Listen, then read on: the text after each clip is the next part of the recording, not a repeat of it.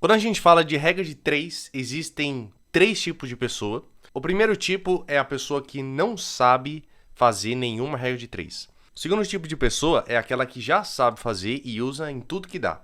E o terceiro tipo de pessoa é aquela que não precisa mais fazer regra de 3. E nesse vídeo eu vou te mostrar como que você pode chegar nesse terceiro nível, que é como eu faço hoje.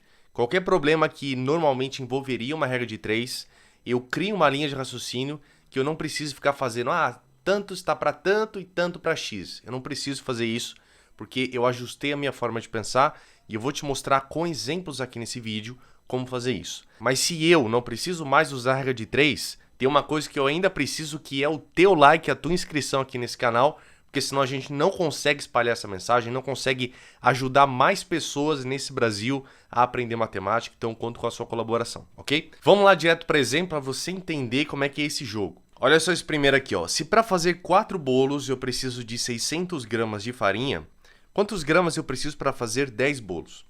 O que muita gente faria, tá?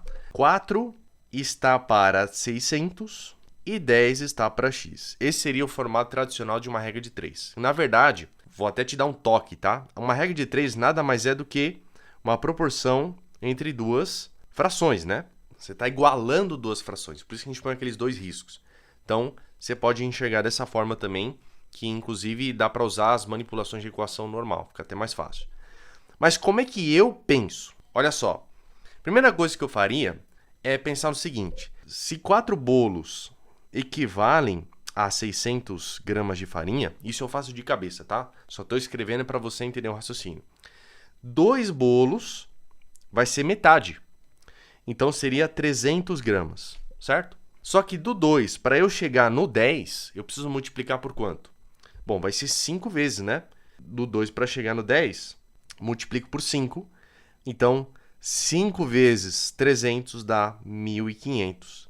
E essa já é a resposta. Então, eu vou fazendo proporções para chegar aonde eu quero. Esse é um jeito que eu penso. Outro exemplo, ó. Um carro percorre 60 km em 45 minutos. Quantos quilômetros ele percorre em 1 hora e 15? De novo, o processo tradicional que você faria é 60 está para 45 e X estaria para 1 hora e 15. Aqui você teria que tomar cuidado, porque esse 1 hora e 15, você tem que transformar tudo em minuto, né? Então, no caso, transformando tudo em minuto, daria 75 minutos. Então, já esse detalhe a mais, né? Aí depois você faz toda essa conta, que na verdade é só igualar essas duas frações e blá, blá, blá. Como eu penso? Primeiro, 60 quilômetros para 45 minutos, certo? Pelo formato que eu quero a resposta, eu vou manipular esse 45 para chegar onde eu quero. Eu vou quebrar ele. Porque veja, se eu quiser saber quanto que vale para 15 minutos, basta eu pensar quanto que eu dividi o 45 para chegar no 15. No caso, eu dividi por 3. Então, eu faço a mesma coisa desse lado. 60 dividido por 3 dá 20. Então, eu já sei que eu ando 20 km em 15 minutos. E aí eu penso, como é que eu chego em 1 hora e 15 minutos? Para eu chegar em 1 hora e 15 minutos, daqui para cá, eu multiplico por 5, tá? São 5 vezes 15 minutos para dar 1 hora e 15.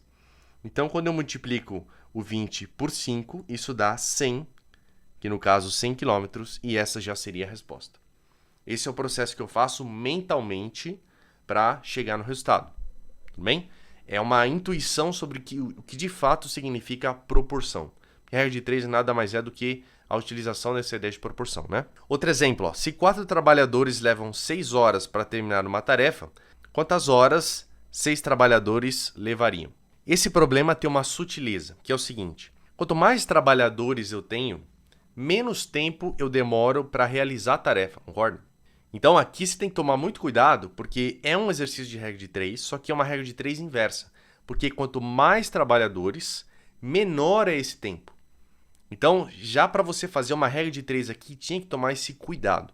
Porque você teria que inverter uma das frações e tal. Vamos tentar pensar intuitivamente de novo. Eu tenho aqui 4 trabalhadores, isso equivale a 6 horas. Primeira coisa que eu quero fazer é descobrir quanto tempo 2 trabalhadores demorariam para fazer essa tarefa. Só que aqui, primeiro, daqui para cá, eu dividi por 2, certo? Peguei metade. Só que a quantidade de horas não vai diminuir pela metade, porque eu tenho uma mesma tarefa. Então, se eu tenho menos pessoas trabalhando, eu vou demorar mais tempo. E, seguindo a ideia de proporção, se eu pego metade dos trabalhadores, significa que o tempo de trabalho vai ter que ser multiplicado por 2. Tá? Essa é a lógica de grandezas inversamente proporcionais. Então, se aqui eu dividir por 2, daqui para cá eu tenho que multiplicar por 2. Então, no caso, eu vou demorar 12 horas para concluir essa tarefa. Tudo bem? Seguindo aquela mesma ideia de não precisar da regra de 3, mas pensando na proporção. E aí, se eu quero saber agora como que eu chego em 6 trabalhadores, eu tenho que pegar isso aqui e multiplicar por 3, certo? Eu multipliquei por 3 o número de trabalhadores. Só que, se a quantidade de horas trabalhada é uma grandeza inversa, então aqui eu vou ter que dividir por 3. E 12 dividido por 3 vão dar exatamente 4 horas. Então eu preciso só de 4 horas trabalhadas quando eu tenho 6 trabalhadores. E é um exemplo de uma grandeza inversamente proporcional.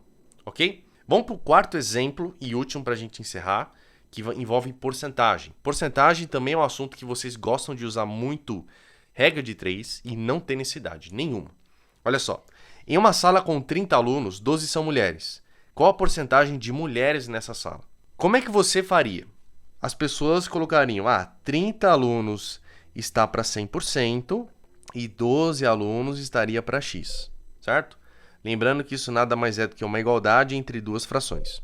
Tá, não está errado se você fazer isso, porém, eu quero calcular quanto que o 12 representa em relação aos 30. Então, como eu faço isso direto, tá? Uma conta só, respondo isso direto. A ideia é você pegar esse pedaço, que é o 12, e se eu quero saber quanto que esse 12 representa em relação ao total, ao 100%, que no caso é o 30, eu faço uma divisão. 12 dividido por 30. A resposta disso aqui já vai ser a porcentagem, só que em número decimal. Então, você vai ter que saber transformar decimal para porcentagem, fração para porcentagem, assim por diante. Então, a partir daqui, é só você ir simplificando a fração. Se eu dividir em cima e embaixo por 3, eu tenho 4 sobre 10. Esse 4 sobre 10 eu posso escrever como 0,4, se for em decimal.